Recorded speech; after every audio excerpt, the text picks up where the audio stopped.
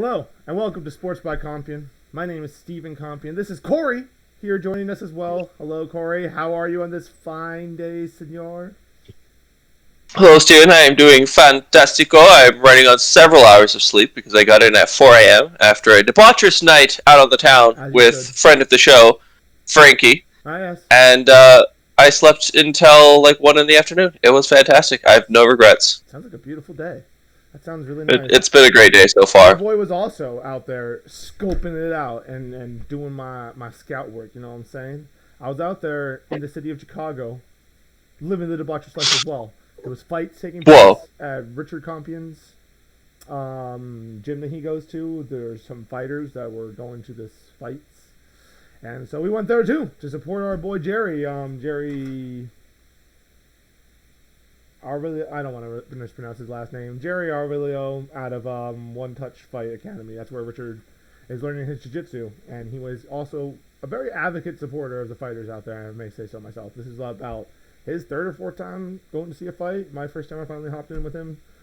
Good time. Watching amateur fights is fun. You know, you get to see these people and you're like, could I beat that dude? Probably not. It's funny, dude. Like, the first fight was between these two heavyweights. Like, I think it's like you cap out at 265, I think is how it works. So, like, these two guys are probably around 230, 240 or so. Definitely big boys. And, like, I didn't understand it. The one guy, like, rolled in there from Iowa. And he has these long hair and stuff. And he's kind of like, the dude the whole time had his head, like, forward. And was just, like, kind of, like, going forward. And just, like, throwing these big old kicks and punches. And the fucking fight went all 3 rounds. But he, like, nicked the dude up, like, the whole fight. Because the dude, like, literally had his hands down. Just, like, head forward into this other dude. And the other dude just, I don't know. He wasn't that interested in punching him in the face, apparently. He was just down to get kicked in the shins and get punched. Was it a technique like he was baiting him, or was he just tired and had his hands down? No, it was like he was doing that from the very beginning of the fight. Like, I don't know, man. Weird. These guys went This through. could be a technique then. Because like maybe he's baiting him, like put his head forward as soon as the hand comes, he like backs up and knocks his chin off. It was these guys' first fights. Like, it was both of their first fights. So No, so they're both just noobs. I just think it was some noobery. Like, I could be wrong about this, but the dude, like, literally just, like, all night, like, had his hands down and was, like, face forward. So, I mean, the dude lost by decision. So, even if it was a bait, maybe take the bait, because you're going to lose this thing by decision if you don't. Because, yeah, he just kind of sat back there and got nicked up all night because the other guy had better range. And, yeah, so that was the first fight of the night. Was what was these guys' name? It was Adam Poulian, or something like that, beat Christian Reynolds. Take that, Christian Reynolds. The next fight was insane and way faster paced. These guys were 155ers, I think. You had your boy Brock, the Hammer Hammerton. That's literally what his nickname. The Hammer. Dude was 4-0 going in against Eric Van something or another, 2-1. This one was quick, Corey. Brock rolled in there and fucking just jumped on your boy Eric, and Eric was like, "No, stop!" Ah! And he just started punching him and beating him, and then, I think he submitted him, if I'm not mistaken. Yeah, I think he choked him out. Real tough times for your boy Eric. Brock goes to 5-0. Where were these fights? Because so you announced who Jerry was and where he was fighting out of, but what was the name of this tournament or fight night or whatever? So Ignite Compass Fight Series put this together. That seemed to be the promoter. They had some pretty cool shirts and gear, honestly. I didn't, buy any because I'm not a hobo, but it looked like cool stuff. And they Is this their first outing, or is this like Fight Compact 12? I'm sure they have like multiple series, and it's apparently on their website somewhere you can watch these fights. But I saw this arena they went to that they put it together. It was in Willow Hollow, Chicago, Illinois. Cool time, nice venue, had plenty of room. We got some VIP seating, which was sick. We got to see the fighters come right out. It was really cool. Nice. Yeah, Richard was wearing his fight shirt, all supporting the boys and such. He was about it, man. Anyway, on to fight 3. Anton, this dude with this nice black dreadlocks, just came out and beat this dude who, like, Amir or something or another, rolled out there with, like, his chick in his corner, which is all good. I hadn't really seen it. Not necessarily in his corner, but, like, she was there and, like, very much involved. Dude was 4-5-1 going into this fight. He caught another Elcor. He is now 4-6-1 as Antoine, I think, submitted him. Yeah, I'm pretty sure Antoine submitted him in the second round. So good for your boy. It's a Antoine. good supportive woman. Just there to see him get his teeth kicked in. Moving on to 3-0 is your boy Mr. Antoine. You got Vincent Rivera against Darius Mill. I'm not really sure if Rivera is the one I'm thinking of, but like we had a whole bunch of like dudes sitting next to us, and then like their boy rolled out there, and they're all like excited for their boy, like yeah, kick him out, dude, yeah. And then their boy got fucking submitted in like the first round. They just kind of wandered off and found other things to do with their night. So it was pretty rough, dude. At some point, the dude's back there just kind of chilling and watching the fights with us. So I think that was Mr. Vincent. So yeah, tough night for your boy Rivera. He got submitted in front of. So wait, so he goes and gets his ass kicked. His boys leave. Well, I mean, some of his boys hung out, but yeah, like he got submitted in front of his daughter. It was a tough time for him. Although the daughter was like a little baby, I don't think she really knew what was going on. But if she did, her daddy was getting submitted. Let me tell you. Boy. Speaking of so people, tough. Fucking fighting in front of their kids. We were sitting in front of this kind of like Melfi looking chick. I was like, oh, this girl's not too bad. And then she's there with this little kid too. And I'm joking with Richard, like, oh yeah, she want another one here. Anyway, the dude comes out to fight. It's like this big old 205 fucking black dude, just like this absolute savage. Yeah, that's her guy.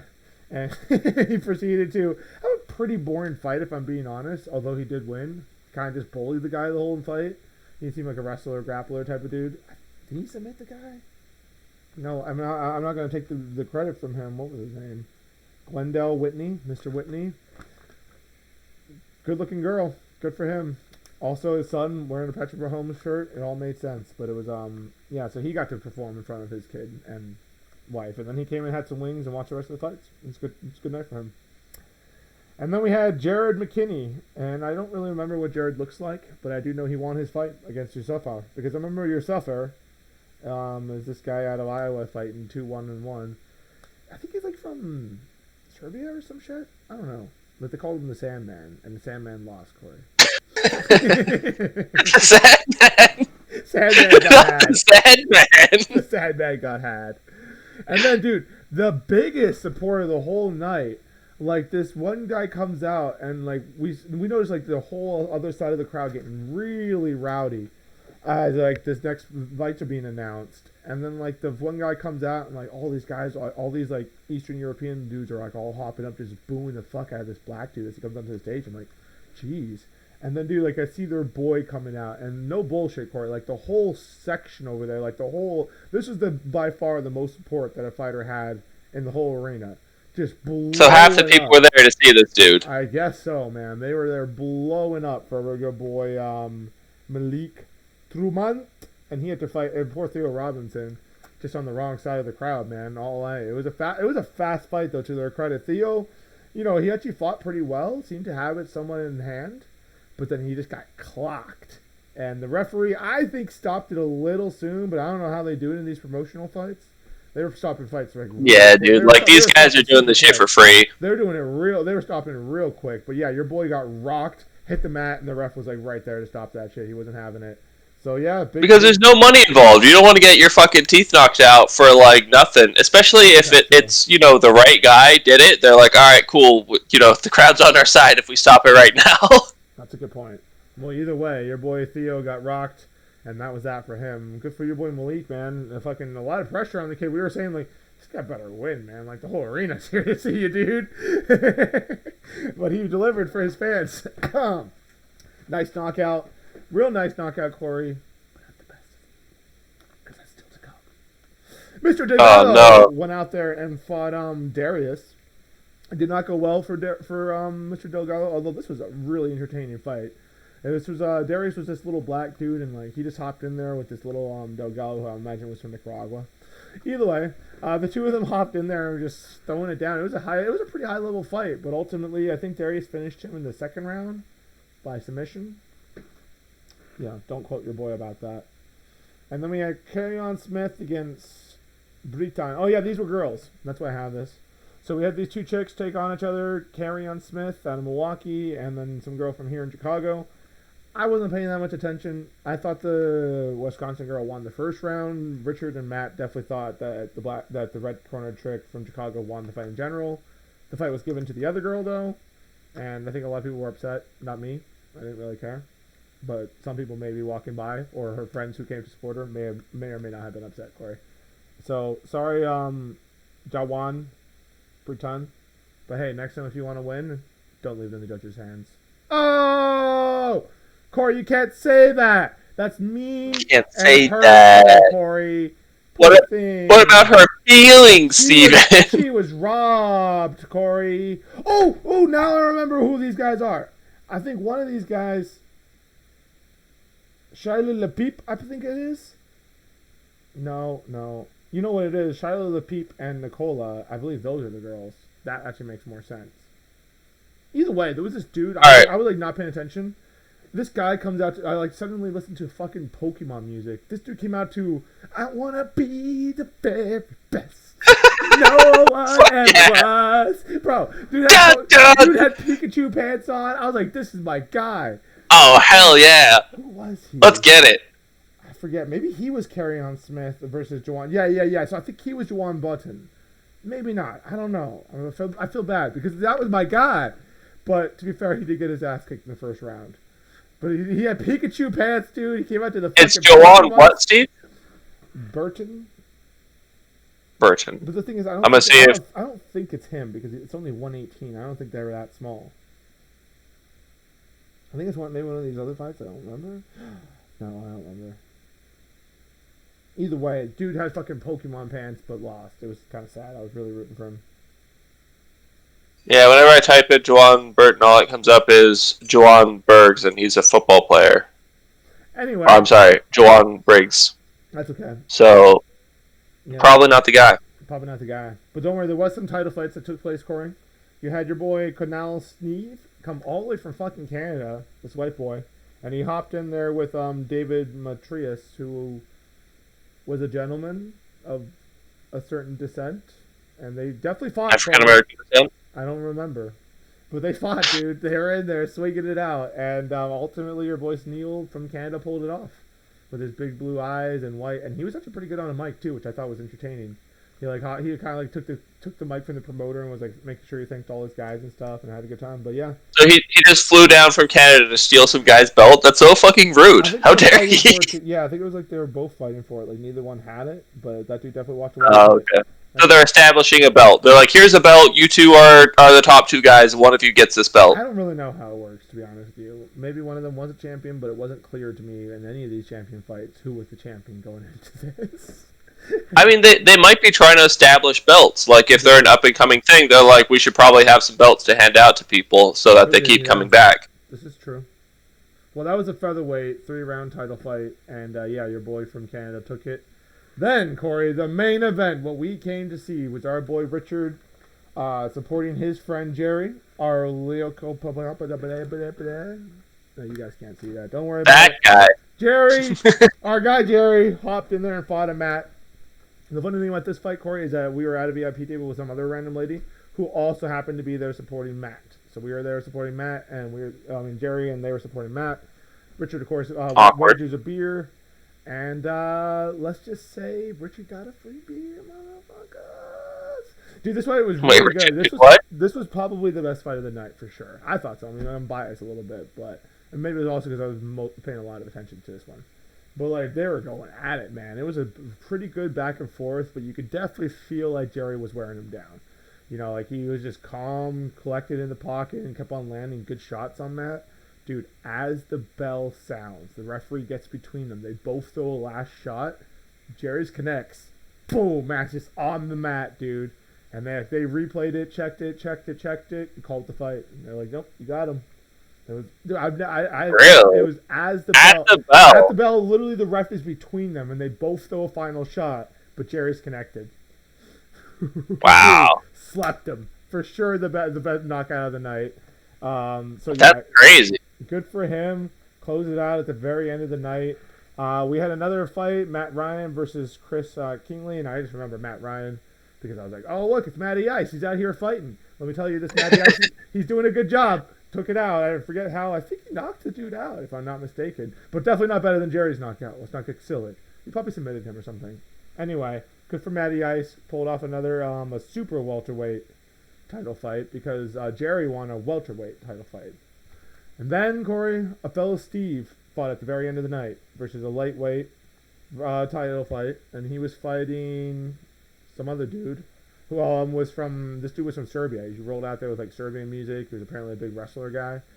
Steve was just not down for it. He's like, no, we're standing, we're gonna box, and I'm gonna do slightly better. But I mean slightly better, dude. Like it was a pretty boring fight. This thing went 5 rounds of them kind of like dancing around each other. The one dude, the Serbian dude, tried to dive in for a couple, and Steve was like, I'm not into it.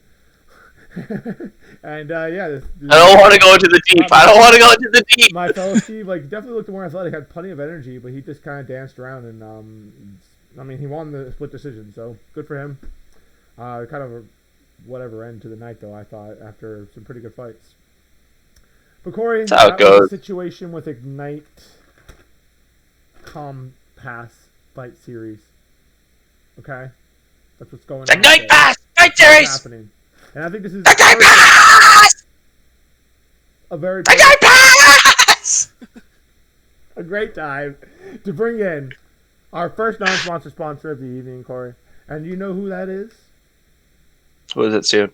It is, Corey, in this place, of this sponsorship, it is fucking Ignite fucking Compact Fight Series, of course.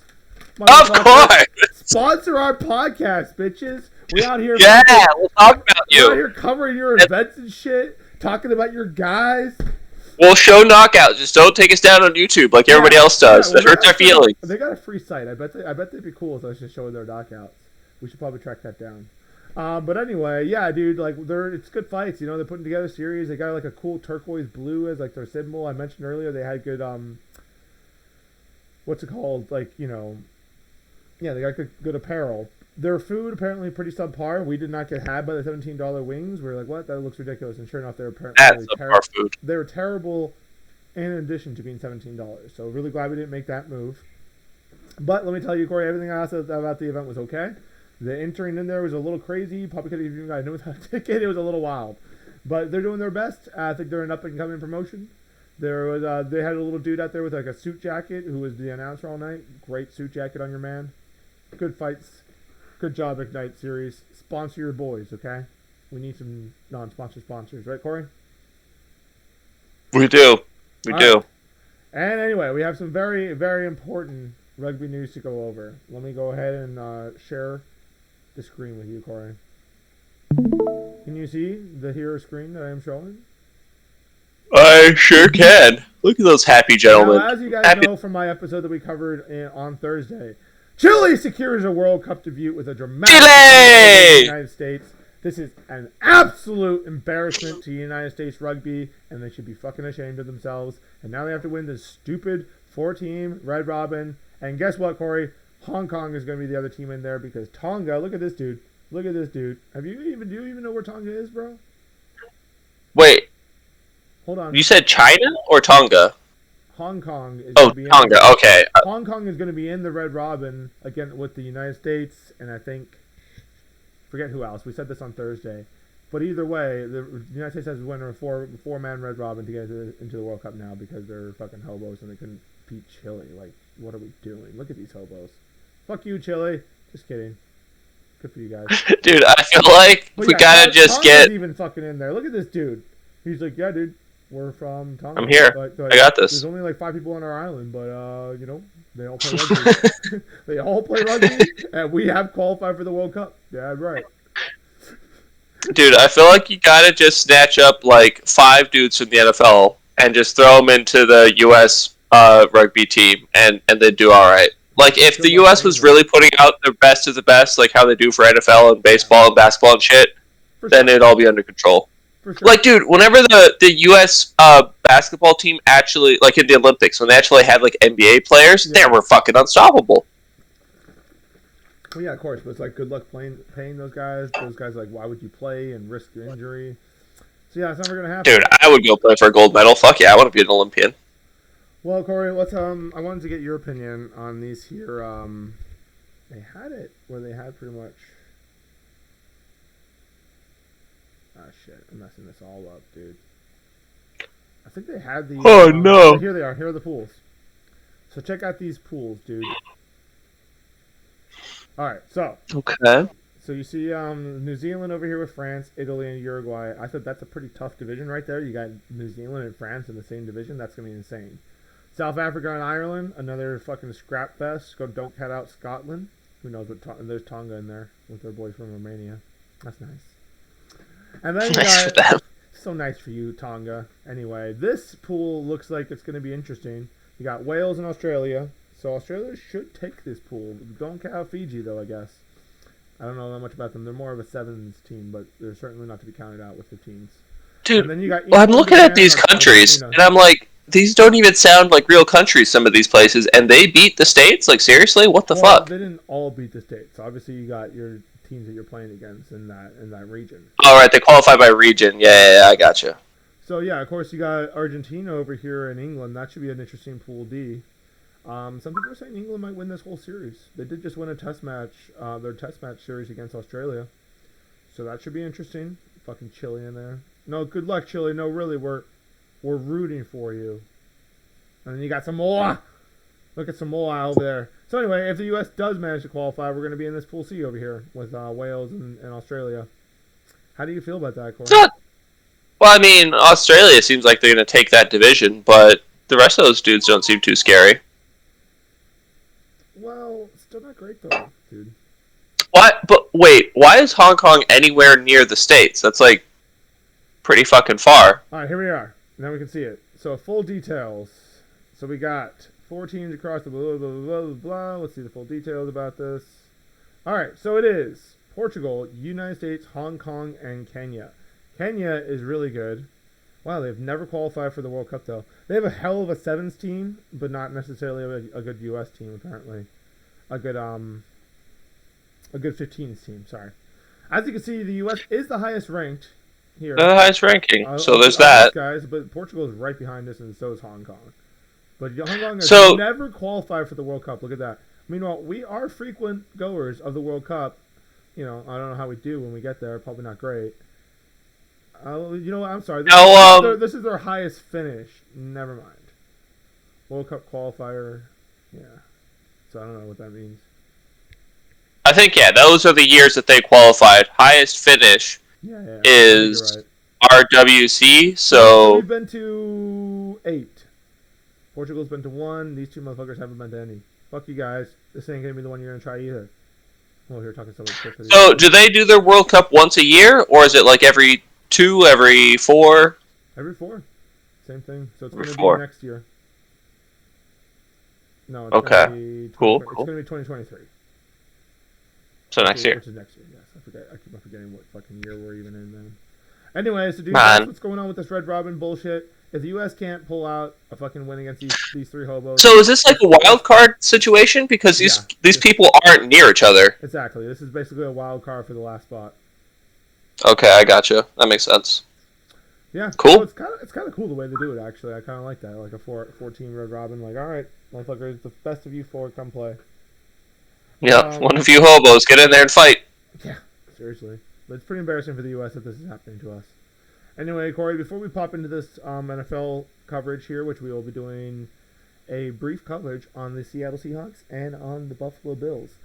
Doesn't this seem like a good time to talk about our last non-sponsor sponsor of the day? Well, Steven, I have for you. Mm-hmm. For me. Puritan's Pride. Puritan Pride! Male supplement. Male supplements. Male supplements. 1 a day. Daily vitamins. Because if you're like me, you're a little goblin man who doesn't ever leave his house. Ever. And you never see the sun. Never. And if you don't see the sun, you have no vitamin D. And if you have no vitamin D, you're going to die a horrible, heinous death from some disease or other. Can we confirm that? So you need to take a multivitamin to get your fucking immune system in check. And get your vitamin D, get your vitamin C, your vitamin B12, all those fun vitamins that you didn't even know existed. They all come in one handy-dandy little capsule that you just take 1 a day. And it'll probably do nothing other than tax your liver, but it maybe will do something. I'm here for it, dude. Fuck yeah. Fuck yeah. Gorgeous Pride! What a day, man! What a great non-sponsor sponsor. Anyway, moving on here. U.S., figure it out. All right? Don't embarrass us out here. Cheap us. Anyway. Take that, States. So, Buffalo Bills, dude. They are going into this year arguably the best team in the AFC. They have a young stud in Josh Allen who leads a very eager Buffalo team that has looked great over the last couple years. No doubt about it, Corey. They have run into a roadblock known as Patrick Mahomes, and that has been unpleasant for them. It hasn't worked out great. As someone looking to move to the beautiful state of New York shortly, I may be acquiring a Buffalo Bills jersey because I am a Cowboys fan. But as soon as they get knocked out, I'm going to be supporting the Bills, and I'm going to be in New York. So I want to be a part of that. Our environment where you're rooting for the home team type thing. I like it. So be a homer. I'm here for it. Yeah, be a homer. Fuck it. And it's not like I'm going to pick the fucking Giants who are in the Cowboys division. Fuck those guys. And the Jets are just sad, so we can't acknowledge them. So that leaves the Bills. Straight up. Hopefully the Jets. I mean, you hear about Zach Wilson. He's over there banging his mom's friends, so maybe he'll get more powerful over the year. And dude, but now apparently he didn't break up with his girlfriend, and he's like, I was on a road trip with the boys. What'd I miss? And he posted a picture with him and his girlfriend. The girlfriend that was cheating on him with the best friend. So did you hear the whole story? So I heard that he was banging his mom's best friend, and that was him cheating on his girlfriend. No. So this all came out because his girlfriend posted a picture with her out on a lake or something with Zach Wilson's best friend and former tight end. That was his roommate and former tight end when they were in college. Out in some place. So then some dude was like, oh, that's fucked up that you're cheating on Zach Wilson. And she fired back with oh, well, fuck that, we're not together anymore. He cheated on me with his mom's best friend. So then the internet just took that and ran with it. Gotcha. She then took down the post, deleted the Instagram account. She went underground. But then Zach Wilson pops up with him and a picture of him and the chick being like, oh, I was on a road trip with the boys. What'd I miss? You are about this, even as a casual NFL fan as I know you to be. Dude, it's all on Instagram. It's all out there. That's hilarious. Well, that's Good Sports. That Good Sports, he covered it. So I was like, yeah, give me the deets, bro. I want to know the drama. That's hilarious. Anyway, dude, it's literally fucking high school level drama shit that's being broadcasted to the world. This kid's fresh out of college, and we're all interested. It's ridiculous. The funny part is that they're all pretty hot women. Pretty much, you Google any of them, they're all pretty hot. So it's good for you, Zach. I hope that gives you some mojo. He's got a type. He likes his blondes. No, I mean, who doesn't? So, Corey, how do you feel about this Josh Allen? This dude just has gotten paid. He is a big boy. I really like him. I think he's one of the best. Well, obviously he's one of the best quarterbacks in the NFL. But he's great. I think he's top 3, top 5 for sure. But is he? I don't know about better than Patrick Mahomes. I don't know if I'd go that far. And that is the problem that he's been coming across here in the AFC. James Cooks, they just drafted him. What's it called? Dalvin Cook's little brother, Jamison Crowder. Yeah, that could be dangerous. Jet. And they, of course, got Tyler Bass, who I used in fantasy the previous year. Tavon Austin's over here too, Corey. I bet you didn't know that Tavon Austin was still even in the league. I don't know who that is, to be honest. Gabriel Davis, that also doesn't. I do appreciate a good Austin, though. Gabriel Davis had a pretty good year last year, so we'll see if he can continue that. Deion Dawkins, great tackle. I usually try to trade for him in Madden whenever I can. And Stephon Diggs, of course, who is just an absolute stud in the NFL. Who's on the other side of him? Probably the best receiver in the NFL. Well, Corey, they have Gabriel Davis or I told you, Tavon Austin. No, I'm kidding. Oh, okay. They got some other guys here. I think they just got rid of Cole Beasley, which sad to see go. Everyone turned on Cole Beasley so hard that last season. They're like, how dare you not want to... Anyway. He was being weird. Was he, though? Oh, yeah, I forgot. They fucking got O.J. Howard over there now. Fuck you, O.J. Howard. I mean, I guess I hope it goes okay for you, but, whatever. I got Michael Hyde. Did he get a ring whenever he went to, he was on the Bucks? Yep. With Brady? Does. Yeah, he sure does. Doing absolutely good for him. But he has a ring. Michael Hyde, whatever it takes. Safety, so good for him. Case Keenum. Dawson Jackson. Look at that. Case Keenum's over there backing him up. Dawson Knox, good tight end over there as well. Marquise Lee, there's someone they can throw the ball to. Yeah, it doesn't look like they got a lot of wide receivers over here. They got Von Miller. I forgot about that. They got Von Miller. That should be interesting. No, this is going to be a really... No, now he's on the Bills. He's Von Miller, Steve. Oh, word. If they can figure out their running game, Devin Singletary has been a disappointment every single year I've picked him up in fantasy, which is why I don't usually pick him up anymore. But if they can figure out that running game, dude, this is going to be one of the best teams in the NFL. It'll be a question of how far can they go. Will it all be on Josh Allen? Can the defense help him? Can what's the name of the new cook? Ever going to figure it out? James Cook. That's a good point. Maybe James Cook will be that missing part for this running back team that they've been looking for. Yeah, because he's got a hell of an arm and he can run, but if you just lock down the quarterback, that's the end of the game. Then we got 17. Because I honestly did. Who was their running back last year? I told you, your boy down here. What's his name? Devin Singletary. Oh. That's real average. Like the whole time. Real average the whole time he's been with the Bills. Average to bad, in fact. So, yeah, it should be an upgrade that they're finally drafting somebody. But Corey, these guys are going to play 17 football games next year in the NFL. What do you predict that record will end up at? I don't even know who they're playing, man. It's a tough call.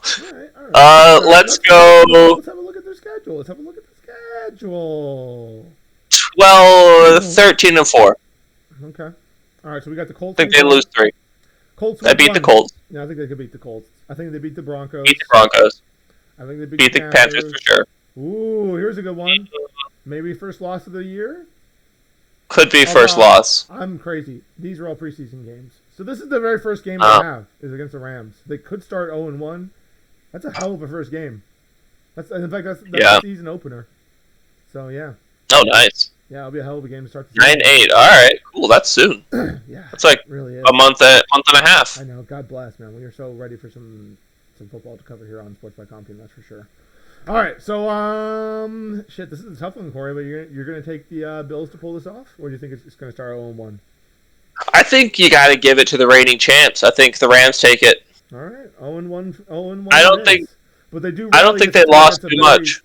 You do think they rally against a very strong Tennessee Titans team? I think so. Like the Titans are definitely good. I think they're gonna have a good season, probably make the playoffs. But I don't see them beating the. True. Way too many question marks with the Miami Dolphins. I believe they take this first game against the Dolphins. Baltimore Ravens. That's a hell. God, that's a rough schedule to start. This is a rough season, damn. Rough, bro. Holy shit. They got the Ravens and the Steelers after that. Like fuck. All right. So who's their secondary? Because who's going to be covering Tyreek? That's the big question mark. They got Michael Hyde. They got Troy Porter. They got White. They got some fucking guys over there. All right, so they're fine. They'll cover. Yeah, they'll cover. Tyreek. That would be an upset if Miami could pull this off. This one, though, I think they'd still win against Baltimore. I think they got it. Yeah, I mean, in theory, if you look at these two guys, they got to take it. There could be, any given Sunday, but I think they take these next 2 games. The Steelers, I think, is a gimme. Yeah. Well, I don't know about gimme, but I do think they take it. So they roll out of that. They don't have a quarterback, dude. I think you got the Chiefs. Jesus, dude. So do you think I think they get handed the loss there. I think they get handed the loss here. I think it finally catches up to them, all these tough games. And I think they get out of that. They go into their bye week 6. Oh my God, dude, this is brutal. Holy shit, yeah. So that they're 4-2 coming out of the bye week to play the Packers. Do you give them a win over the Packers? No, dude. After a bye week? Come on, the Packers don't even have Rodgers don't even have anybody to throw the ball to. That's true. He's thrown to some rookies. All right, so all right, they take that game 5-2, baby. All right, and then they take the Jets. They take the Vikings. That's what 6, 7. They take the Browns. 8, 9. The Lions upset them. Love you, Lions. What about the Patriots? Could they possibly upset them? Nah, the Patriots are good, but they're still rebuilding. Right, they don't have any flashy players. They got a bunch of average Joes. We're gonna say the Jets are gonna lose again. 10. This one's gonna be interesting, but I think they still take it. So it could be 11 at that point. Bears, it definitely gets easier for them as this year continues. So Cincinnati might beat them though. If you're saying 13-4, Cincinnati's gonna be I think you could say 13-4, 12-5, and you'd be pretty much on the money. Yeah. I think that's going to be around where these guys are going to be. So we're going to do a much quicker version of this with these here Seattle Seahawks because, frankly, who gives a fuck? You guys have had your time in the sun, and it appears to be ending as they have now shipped away Russell Wilson and are looking at the very first year here with Seattle where they will not be led by their signal caller number 3. Corey, how are you feeling about this this maybe talentless or lack of talent here Seattle Seahawks team? You know, I hope that your man Horsecock Lock can make something happen. 3 players on the Seattle Seahawks right now, Corey? Drew Lock. Okay. Tyler Lockett, DK Metcalf. Attaboy. All right, that was pretty easy. Yeah, so obviously they've got Jamal. They got the receiving core. Honestly, those 2 receivers. Times, Mr. Jamal Adams himself, who really needs to make some moves because people talk so much shit about this guy. And frankly, it doesn't seem like he really has done much in a little while. So hopefully he figures it out this year. Maybe has a big year for them because they fucking need it. I don't recognize any of these dudes. Man, it's pretty I feel like their receiver core is being held hostage, though. Oh, 100%. Well, don't worry. They got Devontae Alexander. You know. No, but I mean DK Metcalf and Tyler Lockett. Like they're 2 like top 100 players, and they're stuck on a team without a quarterback. Like they're being held hostage there. They gotta be free birds and fly away. I'm a Tyler Lockett guy. I know I'm just a hater to hate, but like I don't get it. Dude, he's ranked higher than DK Metcalf on most people rankings. It's weird. People are crazy. So Jordan Brooks is a good player. That should be a hell of a linebacker there for him. Definitely lacking some names around here, man. Holy cow! Did they draft a quarterback? Jacob Eason is quarterback. There you go. No, I believe they're rolling with Drew Lock and Geno Smith. I think that's how Geno Smith. Noah Fant. Noah Fant's here. Marquise Goodwin is here. Aaron Fuller. Yeah, Corey, this team isn't going to do super well this year, I don't think.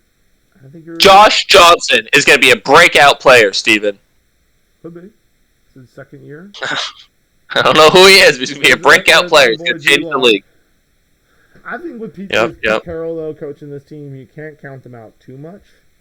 But shit, this is going to be a rough year for these guys, I think. What do you think we're looking at? Dude, people want Pete Carroll gone. Apparently he was the problem with what's his name? The quarterback. What's his name? Russell Wilson. He was apparently the problem. They were beefing, and it was like one of them had to go, and they picked Pete Carroll for some reason. Yeah, well, that was the rumors, right? I think they just know they're rebuilding right now, and you might as well trade your guy and see what you can get out of it. But you rebuild around a quarterback. Looking at their schedule, dude, I don't even think we need to, but I can go ahead and say I think these guys are going 6-11. That's kind of what I think. So, that seems about right. Yeah. They're going to struggle against this is a tough game for them. The Broncos is definitely not a gimme. Their old boy Russell Wilson coming to play them week 1. Like, that's pretty crazy. And then you got the 49ers, who were in the NFC Championship last year. Falcons are probably in the rebuild. Could be a good win there for them. That might be their win. They might beat the Lions. They might beat the fucking Lions, too. Like, sorry, Lions. They got an easy schedule so far. They might beat the Saints, too. Yeah, Saints are kind of one of those teams. You can't really ever count them out. Cardinals should be pretty good. Chargers should be good. Giants are going to suck. Cardinals should be good. Buccaneers are going to fucking wipe the floor with them. Raiders should be able to, they should lose to the Raiders. They should lose to the Rams. Panthers should have them. 49ers again. Chiefs, that's going to be a rough game. Should be able to beat the Jets. You know, this might not be as bad as I thought. Maybe they do win like 7-8 games. I recommend. What do you think, Cor? Yeah. Sounds about right. You can't count Pete Carroll out too much is the thing, man. He's a beast, that guy. Anyway, yeah. Corey, we are going to go ahead and wrap up this here episode of Sports by Compian. The NFL season is very close to being upon us. We may or may not cover most of the teams before that time comes. I hope you, wherever it is that you are having a splendid day. And, yeah, don't take it all too seriously because chances are we're going to get hit by a meteorite soon. No, just kidding. That won't happen, Corey. Anyway. No, we are more likely to just get struck by lightning. So there's that. There you go. Perfect. Anyway, Sports by Compian's out. Bye, guys.